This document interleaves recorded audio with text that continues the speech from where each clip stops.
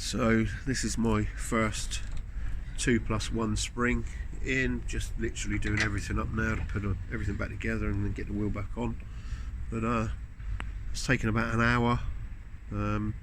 Later on down the line I'm going to be replacing the shocks with some Bilstein, but for now I just want to get this in place before I start finishing the build off.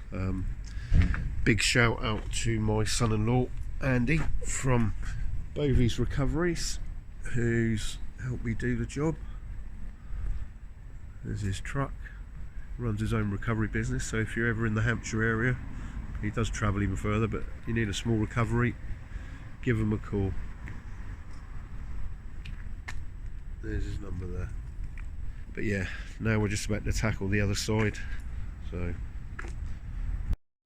that's the second one all in, all gone in fine, and the only slight problem was trying to get the axle back up high enough to allow the shock to go in up there. I'll be replacing these for Bilsteins before long.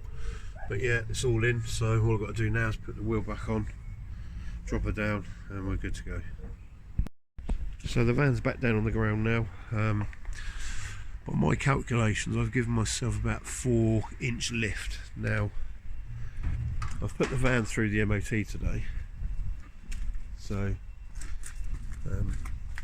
close up, there's genuinely quite a lift there, which is good, because when I had it MOT today, as it was on and off the ramp, I could see the weight over each axle.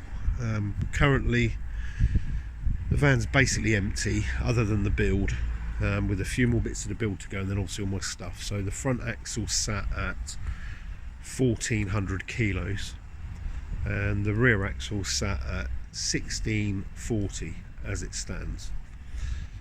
So it's now had these uprated leaf springs, so when I put all the weight in the back, the only problem I've got is I'm really happy with the ride height.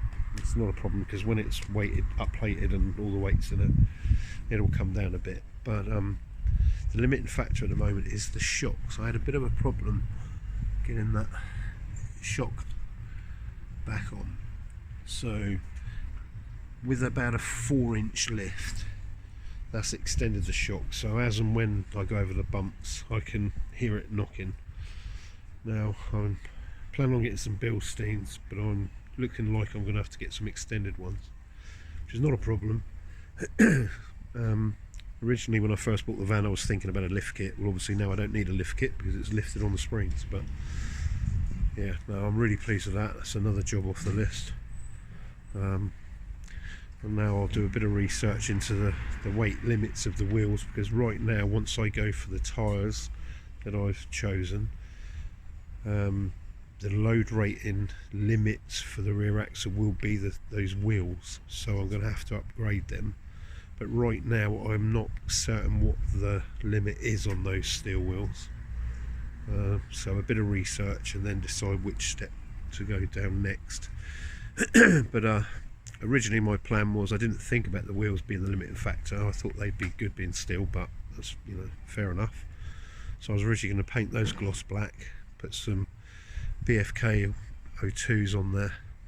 The load rated one's 120 S, I think it is, or D, whatever that means, but it's apparently 1400 kilos per corner, so that would take me up tyre wise to exactly what I need for the weight I'll be carrying once the build's complete and all my stuff's on there.